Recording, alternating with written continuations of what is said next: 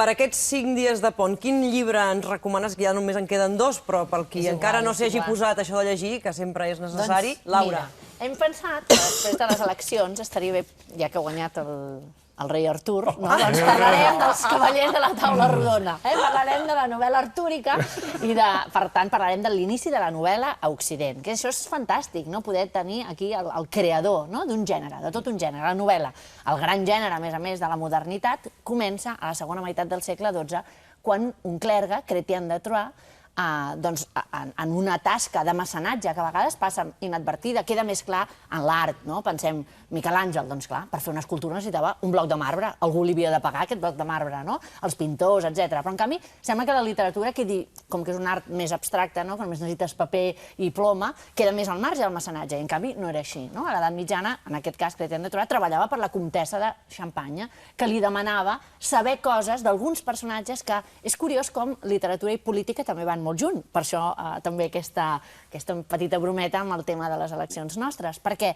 en realitat quan els normands hereden tot el regne de Bretanya, posem en contacte dos mons completament oposats. Tota la cultura celta que es filtra i que té a veure amb totes les qüestions màgiques, ogres, fades, pòssimes, tota la matèria de Bretanya que hem vist amb el mite de Tristany i Isolda, per exemple, que és un dels mites clàssics, etc., doncs pel públic francès de la segona meitat del segle XII era com assistir al que ells anomenen la meravella, era la meravella més absoluta. I aleshores, en un procés que és un procés absolutament vinculat a l'escriptura, que també tendim a pensar que la literatura antiga, sobretot si pensem en el món grec, etc., o fins i tot en el món medieval, però pensem en l'èpica, té molt a veure amb l'oralitat. La novel·la comença de l'escriptura. Fixeu-vos quin procés més fantàstic. Es comencen a traduir unes obres absolutament prosaiques, en el sentit que és la història dels reis de Bretanya.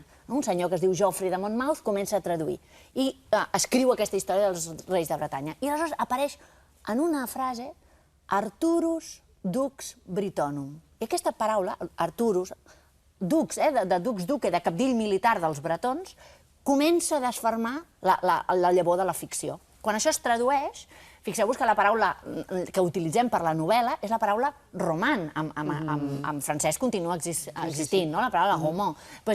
Com es produeix aquest procés? Doncs diuen mettre en roman. Ho portarem cap a roman, que és la llengua romànica. Per tant, deixa de ser llatí i comença a ser llengua romànica.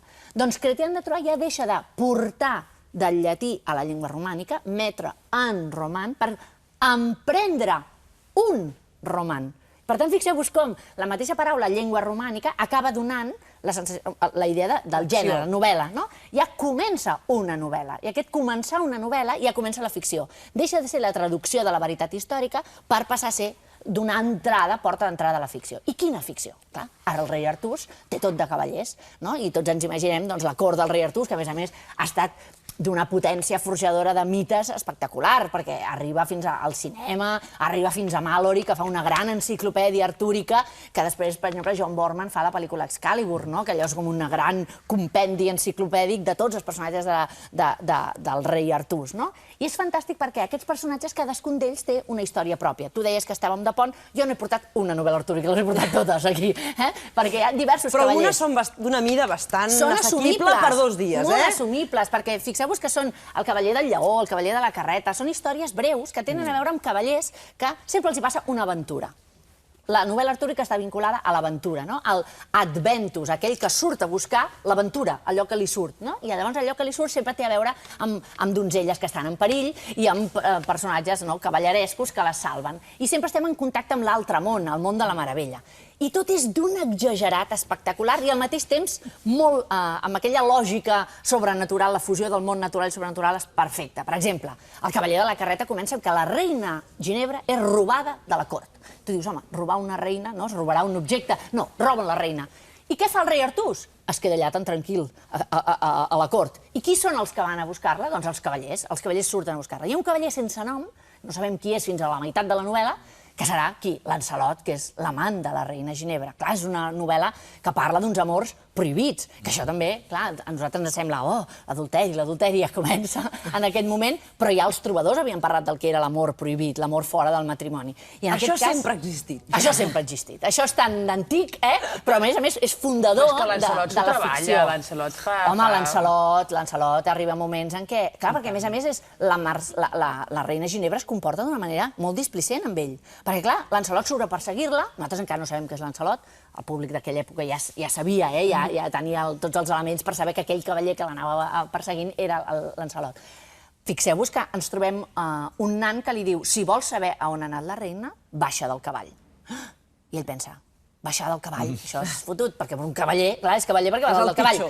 I li diu, puja a la carreta. La carreta és un element que està vilipendiat, perquè la carreta és el que portaven els lladres, els condemnats a mort, i ell dubta un moment, però finalment acaba pujant a la carreta. Després ve Gawain, que és el millor cavaller de la cort, i diu, nanai, jo no pujo a la carreta, jo aniré a buscar la reina Ginebra, però jo hi vaig a cavall. Sempre tenim la disjuntiva. El cavaller que, boig d'amor, fa coses absolutament impensables per un cavaller, i el cavaller que fa sempre el que toca i el que és correcte. Han de creuar dos ponts, el pont de l'espasa o el pont de les aigües. El pont de les aigües està llunyíssim. Lancelot diu, no, el pont de l'espasa, però el pont de l'espasa és una espasa. I l'home baixa, es despulla mans i peus i passa el pont de l'espasa, que arriba fet un sallatge a l'altre costat, com us podeu imaginar. Arriba fet, clar, un cromo. I aleshores la reina Ginebra, quan ell lluita contra Meleagant, que és el cavaller que l'ha capturada, la reina no el mira. I com que la reina no el mira, ell no lluita, no es defensa. I aleshores tothom li diu, fins i tot el pare de Meleagant diu, escolti, que el meu fill està aquí atonyinant, que escolti, que aquest home... Miri'l, no tingui-la d'això. I ell el mira, però està tota displicent perquè ha dubtat. Perquè no ha fet allò que tocava fer sense pensar-ho. O sigui que és una reina Ginebra tirana sàdica, la que trobem aquí a la carreta.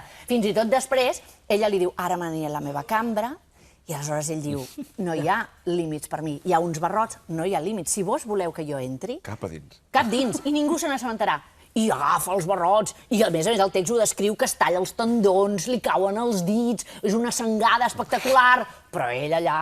Impassible. Clar, perquè ell ha d'entrar allà on la seva estimada el vol. O sigui que tenim de tot, tenim guerra, tenim amor, tenim tots els ingredients, fins i tot el dubte, el propi Chrétien de Troyes no sap com acabar aquesta història d'amor adúlter i deixa allà Lancelot penjat en una torre que el deixa allà. Hi ha moltes d'aquestes novel·les que no estan acabades. Fins i tot el gran pas que fa Chrétien de Troyes incorporant un element sagrat, com és el Graal, amb la llegenda, el conte del Graal, que fa que tots els cavallers de la taula rodona en lloc de buscar aventures, surtin a buscar el Sant Graal. O sigui que fixeu-vos quin procés tan bonic de creació d'un gènere en el qual s'expandeixen totes aquestes històries que tenen a veure amb la llegenda artúrica i el món celta i que finalment entra cap al món cristià. I per tots els públics. Has vist que tens filla amb nom de reina, eh? Sí, ho tenies clar, ho tenies molt clar. Claríssim. Amb nom de reina i amb el nom de la ciutat on va passar els seus últims dies Vladimir Nabokov. Imagina't.